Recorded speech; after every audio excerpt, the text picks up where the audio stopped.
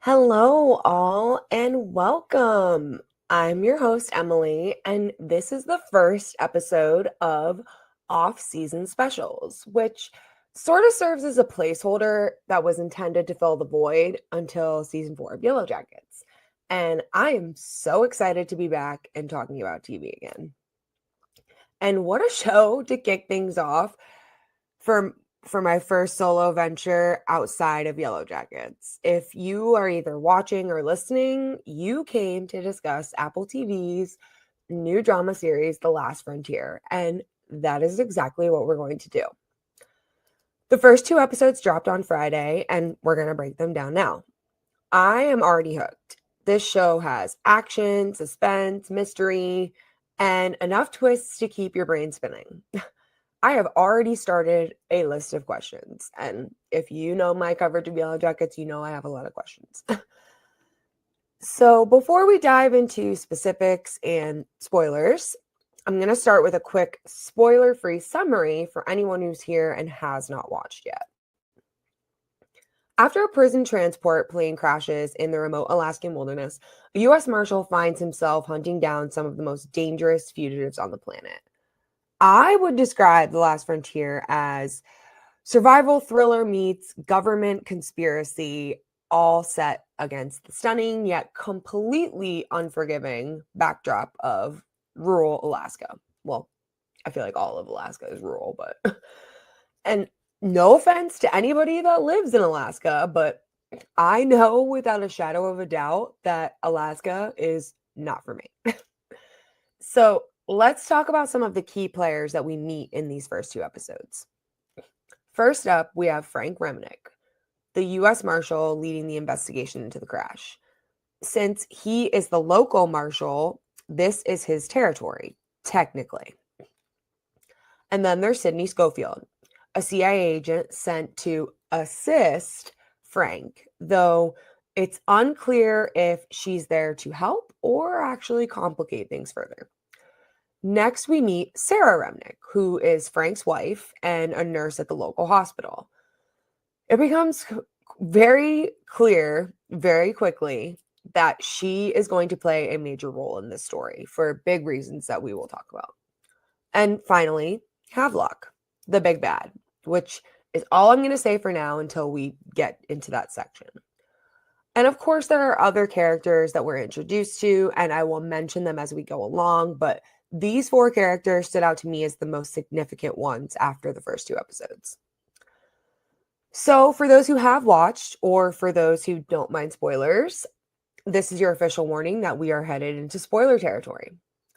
The first episode, titled Blue Skies, kicks things off with an absolute bang.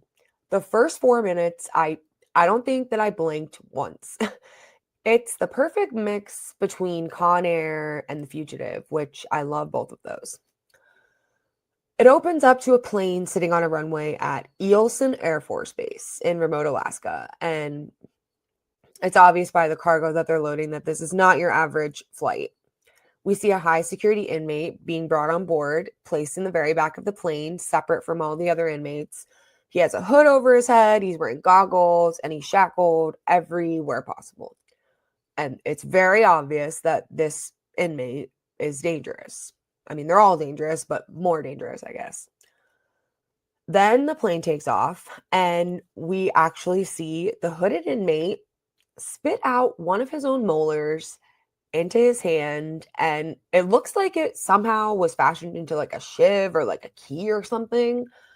And he starts to unlock the shackles that he's wearing. Suddenly, the wall of the plane next to him explodes. And literal, like, it almost tears the plane apart. Chaos ensues immediately. One inmate manages to actually grab a guard's keys in the middle of all that chaos, only to end up falling in the aisle, being dragged backwards directly in front of this inmate. who grabs the keys from him, and then the inmate who had originally retrieved them gets sucked out of the airplane into the sky to fall to his death. Brutal. Meanwhile, down on the ground, we see a father and his young son camping, and out of nowhere, a flaming boot crashes onto the ground next to them, and then debris starts raining down from the sky. And they have no choice but to run for cover, look like they were running towards their car, and then their car gets hit by a piece of debris and is completely totaled. Like, can you imagine, like, especially in a place like Alaska, you are just camping, minding your own business, and suddenly clothes and airplane parts and who knows, maybe even body parts are literally falling from the sky all around you. Back on the plane, the pilots are desperately trying to maintain control while the hooded inmate goes full Kill Bill on all the guards. Whoever this guy is, he is obviously somebody that should not be messed with.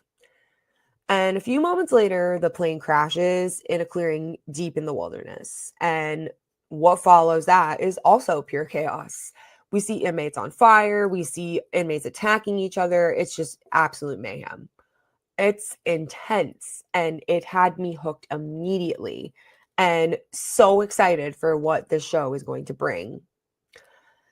Then we are given a proper introduction to Frank Remnick, who is the U.S. Marshal, like I said, and the main protagonist of the show. We meet Frank, his wife Sarah, and their son Luke on what appears to be a normal morning, but that obviously changes quick. Once Frank gets to work, he hears that a local fire chief had called asking, reporting seeing some smoke up north, and requested that the marshals check it out with their helicopter. Simple enough, or so it seems. Unfortunately, Frank and his fellow marshals are completely unprepared for what is awaiting them on the ground. It doesn't take long for Frank to realize that this is not an ordinary crash site and not your everyday plane. Before they can really assess the situation, inmates just start running in from everywhere, surrounding them from every direction, and more chaos breaks out. One of Frank's colleagues is stabbed multiple times in the stomach, and Frank himself is nearly choked to death until, at the very last second, he is saved by a mysterious man who appears out of nowhere, and he has blood covering like all across his eyes. Creepy and weird. Somehow they manage to escape, but obviously not without serious injuries. A few of them are in desperate need of medical attention, and it's clear that whatever just happened is only the beginning. Then we cut to CIA headquarters in Langley, Virginia, where we meet a high-profile official named Bradford, played by the wonderful Alfre Woodward. She is being briefed on the prison transport crash in Alaska and says that they need to bring in Agent Sydney Schofield into the loop because she is the key to Havelock. Enter Agent Sydney Schofield. Now, Sydney is a bit of a mystery to me so far. I can't quite pin her down. Like, is she being honest or is there something else going on? And right now, my gut says that there's no way she's telling the entire truth. Through a conversation with her sister, we find out that there's some kind of case against her, and it sounds pretty serious. Her sister tells her that they're referring her to the Inspector General and that if she is charged, she could actually go to prison for treason, which kind of shocked me. Like, I know working for the CIA sounds stressful enough already, but treason in 2025? To my knowledge, it's been a long time since any government agent or official has been charged with something like that. So, yeah. In the middle of that exchange, the CIA suddenly shows up and tells Sydney that she's needed immediately. Something about the Atwater Protocol. The name of that sounds ominous alone. Bradford then fills her in on what's going on. Apparently, Havelock, the mysterious inmate from the plane, was captured somewhere near the Chinese border and was secretly flown to that airbase in Alaska. From there, he was moved to a covert transport, and the entire mission was classified as a black op. And if anyone's wondering, a black op is basically a covert military operation that uses methods not typically authorized or publicly acknowledged, which tells us this is way deeper than a simple prison transport gone wrong. It's also implied that whatever went down with Havelock and the Atwater Protocol is directly tied to whatever trouble we know Sydney is in. Frank calls his wife, Sarah, to let her know that he's okay and fill her in on what's going on. And it seems like the injured survivors from the crash are going to be transported to the hospital in Fairbanks, which is the same hospital that Sarah works at as a nurse.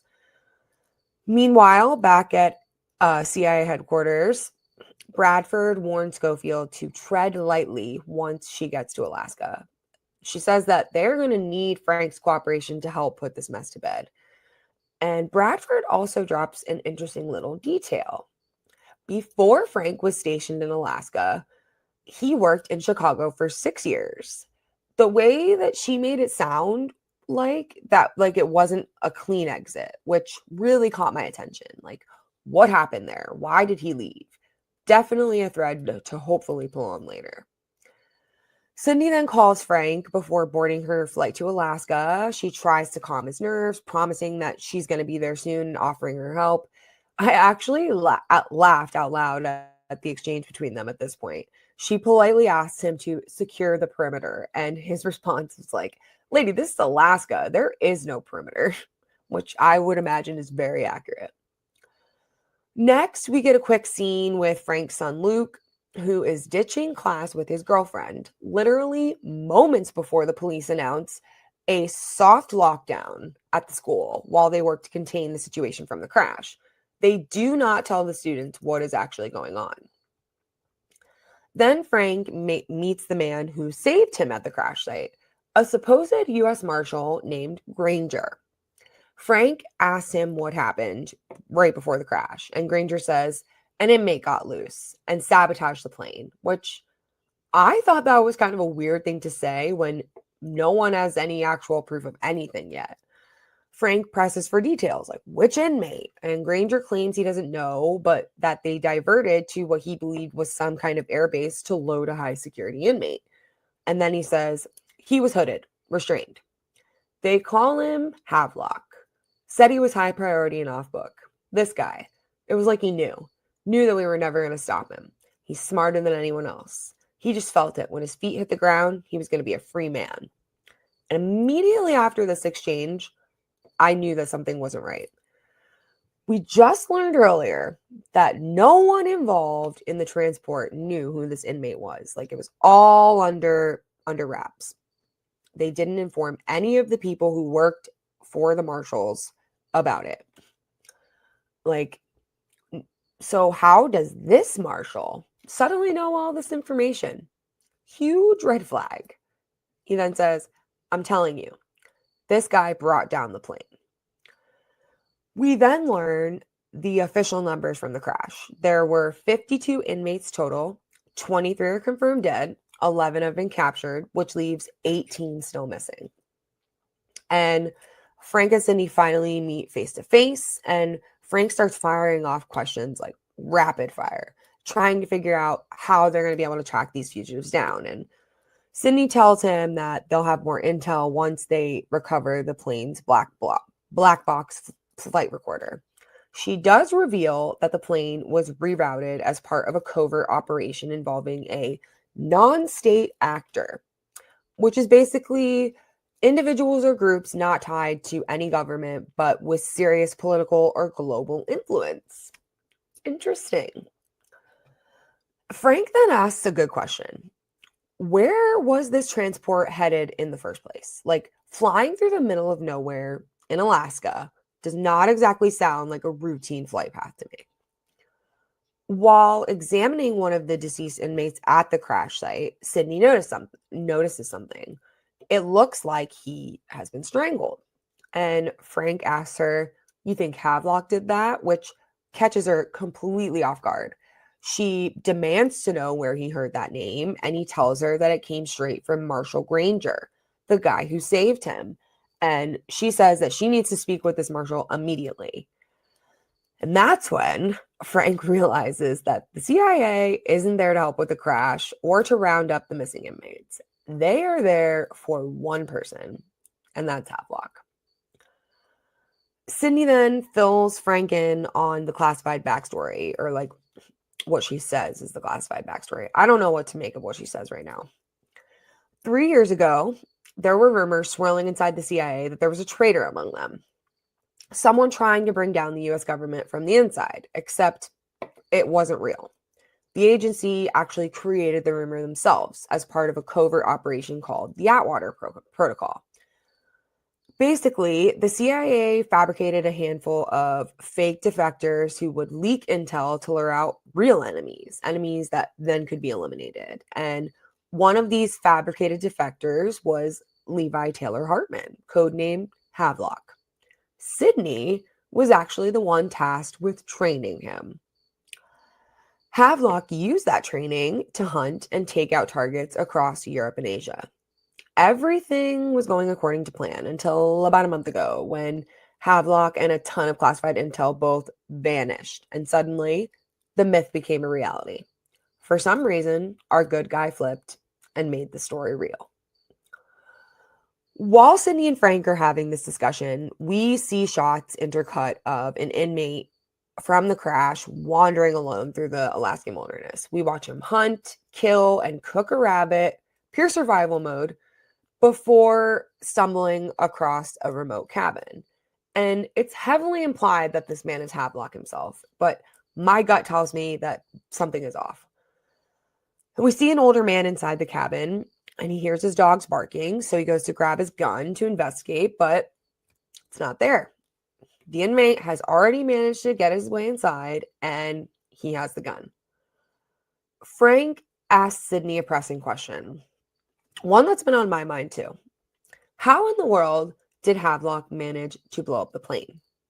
He definitely would have needed help getting explosives of any kind on board. And I mean, he was in all those shackles. So who's to say he even put the explosives on the plane himself? Like somebody else could have done that. But before the conversation can go any further, Frank gets a call from Sarah at the hospital about the marshal who was stabbed at the crash site. And when he gets there, we find out that both Sarah and Frank think that their son is safe at school, which immediately gave me a terrible sinking feeling in my gut. Also at the hospital is Frank's fellow marshal, Marshal Granger, who starts asking Frank weirdly personal questions, like whether Sarah is his wife. My spidey senses were tingling at this point. Moments later, we learn that Frank's friend and fellow marshal had died from his injuries at the crash site. Then we get a telling conversation between Sarah and Frank. She is very scared, and it's clear that things have not always been smooth sailing between the two of them. She then says, "Look at you. You can walk, you can talk. Have you forgotten what you've been through?" Which instantly made me think about Bradford mentioning earlier that Frank used to work in Chicago. Could something have happened there? Could that be tied together? Meanwhile, the marshals are trying to figure out how to track down the escaped inmates when they realize that they've lost contact with an outpost about 20 miles from the crash site, the same area with that old man in the cabin. And Sydney immediately jumps on it, convinced that that is their guy.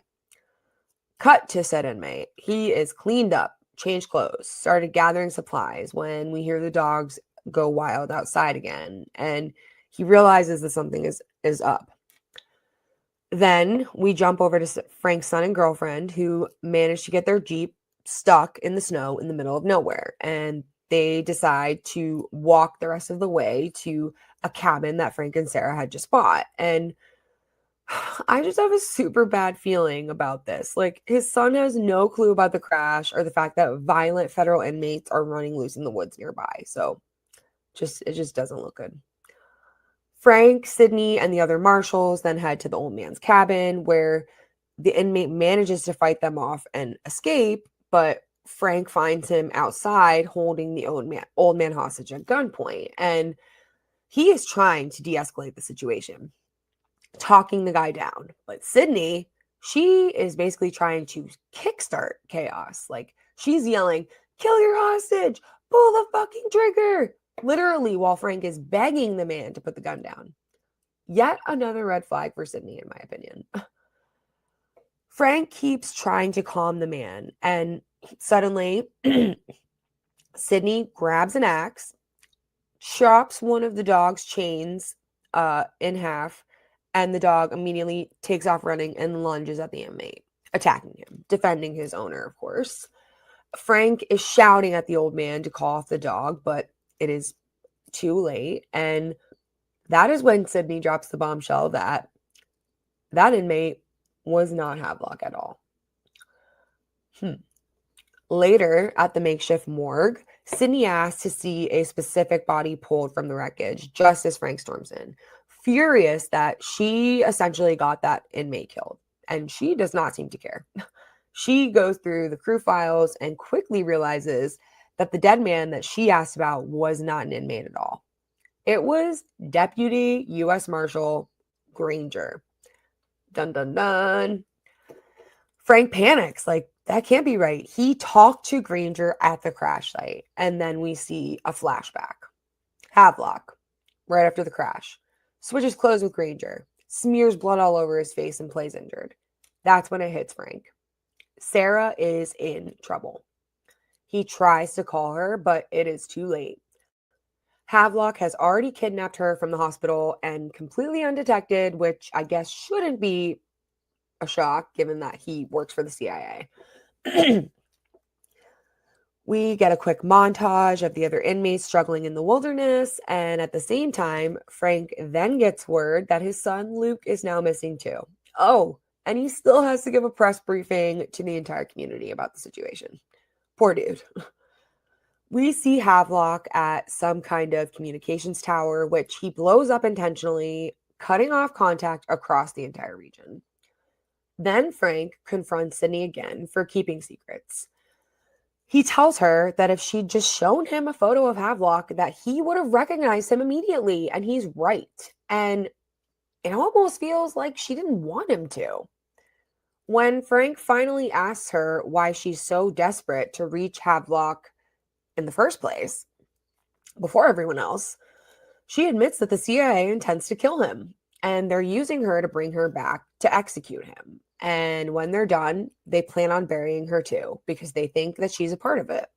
So her plan is to find Havelock first, hand him over to the FBI so they can help her prove that she's telling the truth and get her life back. Okay, first of all, I don't buy a single word coming out of her mouth right now. And second, get your life back. Maybe not the best thing to say to a guy whose wife was just kidnapped by the man that you trained. When Frank heads into the meeting, something feels off. Like, looking around, everyone's looking at their cell phones and nothing's working. And then Frank is approached by Hutch, who is one of the other marshals, who tells him that communications are down. Then we hear Havelock's voice boom over a loudspeaker, and it is chilling. He apologizes to Frank for dragging him into the middle of all this and says he has a long history with Sydney. He doesn't trust the CIA, but for some reason, he trusts Frank.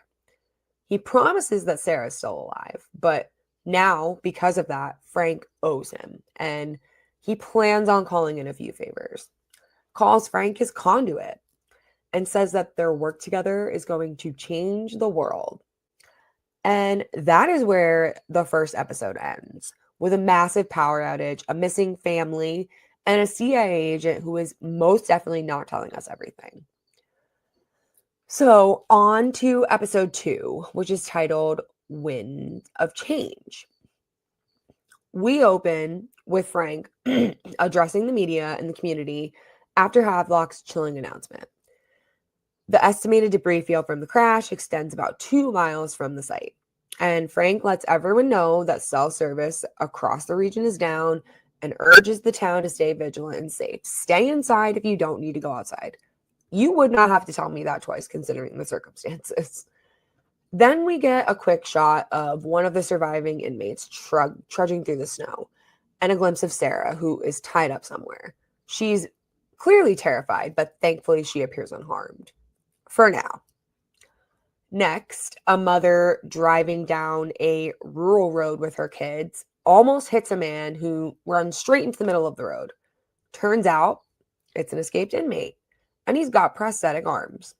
He starts banging them on the hood of her car, which reveals some money that he had stashed inside. And he tells her that he doesn't want to hurt her, offers her the money, and begs her to take him to the police, which that's kind of weird, right? Like a federal inmate who just escaped custody, has a shot at freedom, is desperate to turn himself back in. But then again, they are in Alaska, which is not exactly the kind of place you'd want to try surviving alone in the middle of winter. Back at headquarters, Sydney fields a tense call from Bradford, who is furious about Sarah being taken hostage by Havelock. Bradford emphasizes just how important it is that Frank stays on their side, and Sydney, though, presses her for answers, specifically why Havelock was on that prison transport to begin with. And Bradford shuts her down, saying that she can't discuss it, but Sydney connects the dots and says, this is about the breach, and Bradford reluctantly confirms it, revealing that the CIA had discovered that someone had accessed their internal database and stolen a classified file, Archive 6, known as the CIA's playbook, which is basically an inventory of every enemy the agency has terminated under the Atwater Protocol, including current and pending targets. If that file were to be exposed or traded, the fallout would be catastrophic. Frank, meanwhile, keeps pressing Sydney for real answers, and you can tell that his patience is beginning to run thin. I mean, I don't blame the man. His wife just got kidnapped by the man that Sydney was sent there to track down. And Sydney then admits that the CIA messed up big time here, and she has been sent in to clean up their mess. But it's obvious that Frank doesn't trust her, and she tries reasoning with him, saying that he doesn't have to like her, but he needs her help. Frank then instructs one of his fellow marshals to pull all available information on an inmate named Henry Sickler, the same inmate who turned himself back in earlier. We soon learn that after kidnapping Sarah, Havelock actually took her to Sarah and Frank's house and held her there while he prepared for his next move. When Frank and the team arrive at his house, there's clear evidence that they were there, including a camera setup to film what looked like a ransom demand of some kind. But the tape is actually missing from the camera. And investigators then tell Frank that it looks like Havelock went through his personal belongings and computer, apparently trying to access the marshal's database, including the flight log from the crash.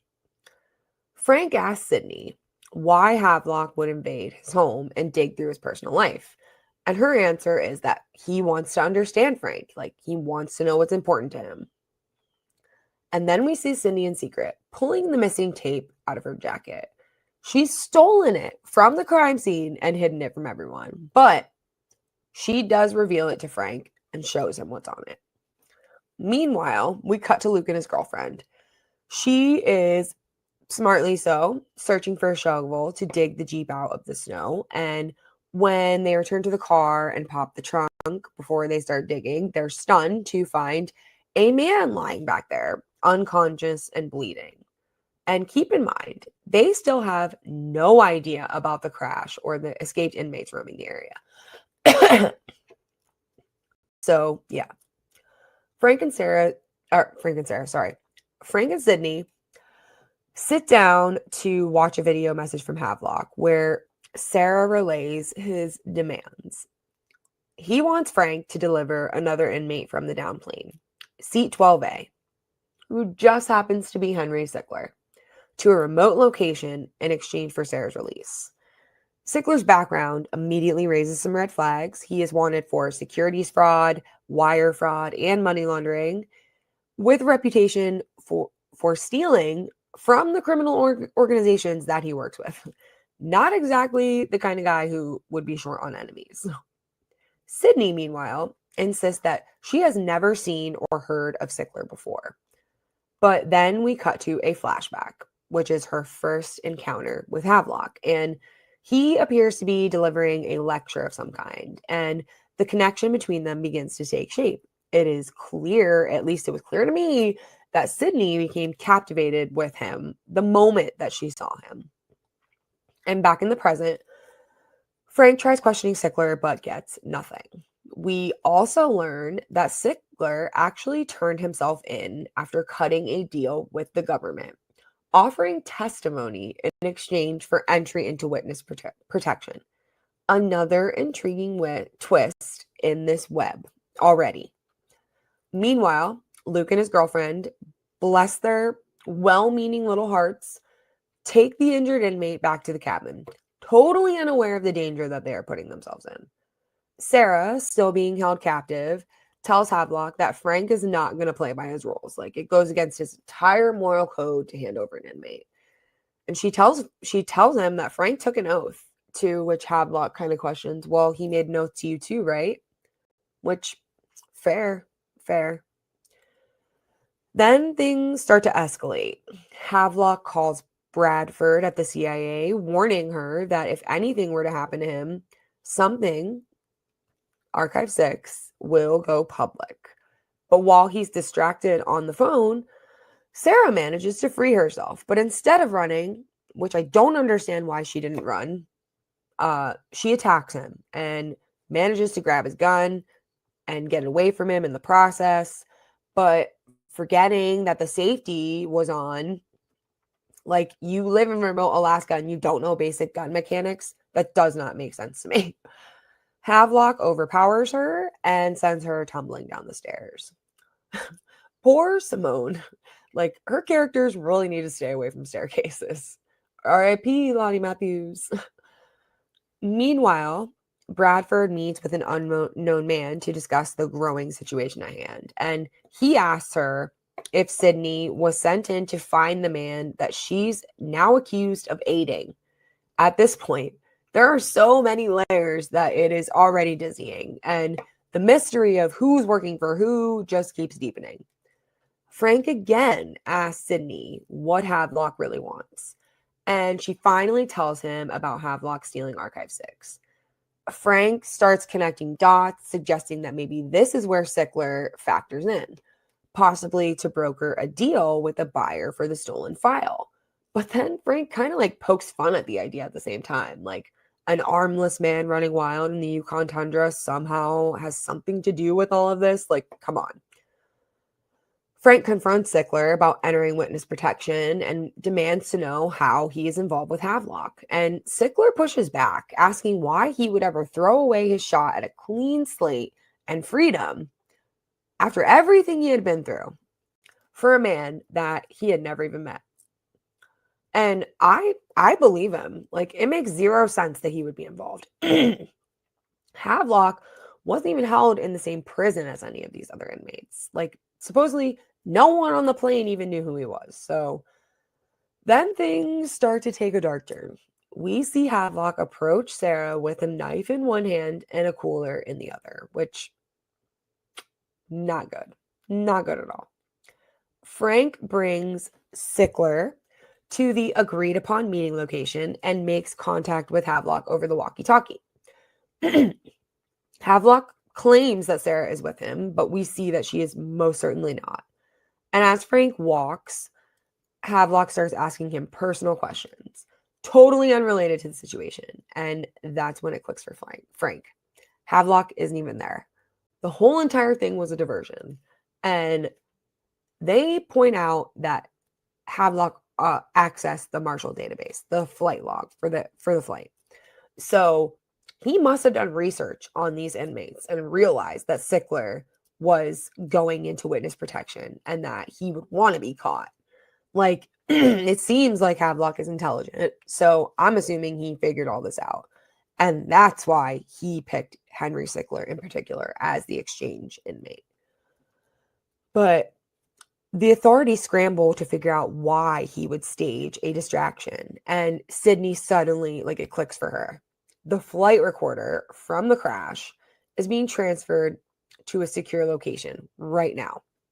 So Frank and Sydney race to intercept the transport, but Frank ends up crashing his snowmobile in the process. And somehow, even though they were literally feet away, Havelock manages to vanish again, this time with the flight recorder in hand, and Sarah is still missing.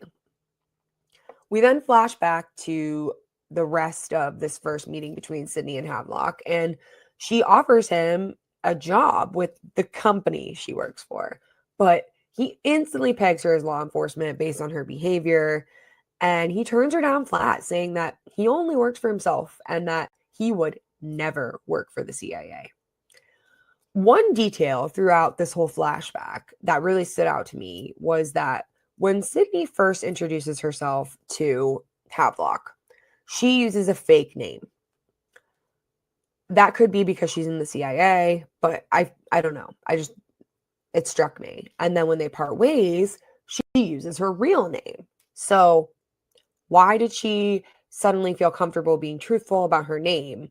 Like, what happened in that exchange that changed her mind? And at the end of that meeting, she calls someone on the phone and says, like, we found him or something.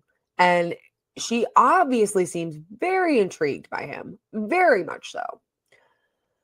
Cut back to the present. Marshall finally reaches Frank's cabin to check on Luke and his girlfriend, and he scopes things out from the outside of the cabin and calls Frank to let him know that he's there, totally unaware that there's an injured inmate inside. And just as that sequence is ending, we see the inmate open his eyes, starting to wake up. Meanwhile, back at the scene where Havelock stole the flight recorder, Sydney spots a cooler tucked under the van's front seat.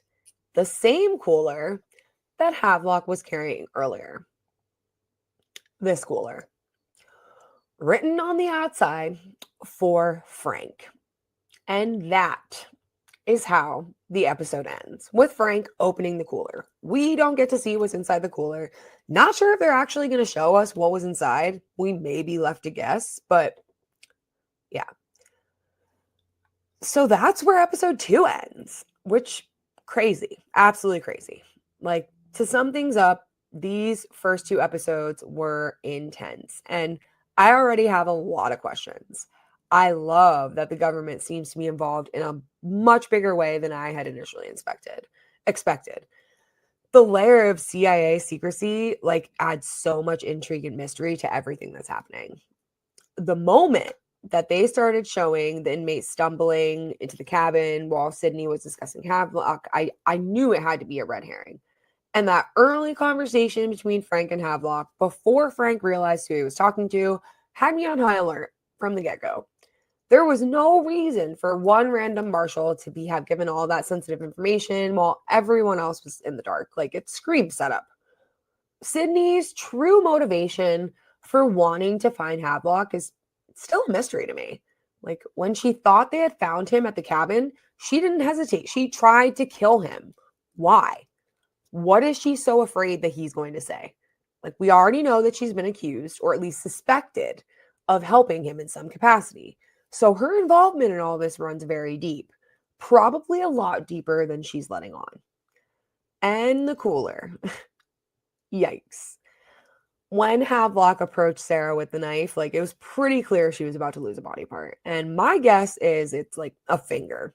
He needs to keep her alive to keep that line of communication with Frank open. He needs things from Frank. And Frank is not going to play ball if he knows that Sarah's dead. So Sarah's survival is strategic, and I think that she is going to be a very key player moving forward. I'm also very concerned for Luke, Frank's son, and his girlfriend. I can already see a hostage situation brewing between them, the inmate in the cabin, and the marshal outside, who has no idea what he's walking into. And Frank already has the weight of the world on his shoulders. And adding his son's life into the mix, I would love to hear everybody else's thoughts and observations after the first 2 episodes. While this coverage is premiering as a live stream, it is actually pre-recorded due to some time constraints that I had today. But I am aiming to be 100% live next week. So I hope everybody was as drawn in and hooked as quickly as I was. The cast is fantastic. The storyline feels solid. And there's already so much mystery to speculate about, which is my favorite combination. I chose to cover the show as my jumping off point from Yellowjackets coverage because there are obvious similarities between the two shows. Both involve a plane crash in a remote wilderness, though the circumstances in the cargo are completely different. Soccer players and federal inmates are obviously worlds apart. And of course, the major tying thread, the fabulous Simone Kessel. I'm not going to lie, every time the black box or flight recorder was mentioned, Misty Quigley immediately popped into my head. Who knows? Maybe Havelock and MFQ will have more in common than we think. So, episode 3 drops this Friday, October 17th on Apple TV, and my coverage will be next Sunday, the 19th at 8:30, same as this week. I am so thankful that I found another show that has me counting down the days until the next episode. My Phillies were just knocked out of the postseason this past week, so my weeknights are a lot more open than they've been the past few months, sadly. But there is always next season. I would genuinely give these first 2 episodes like at least an 8 each out of 10 for quality. It's really compelling and it makes you want to watch more. So I am very satisfied thus far. So come join me next week as we dive into the next episode, which I cannot wait to watch and discuss with all of you. And with that, Emily signing off.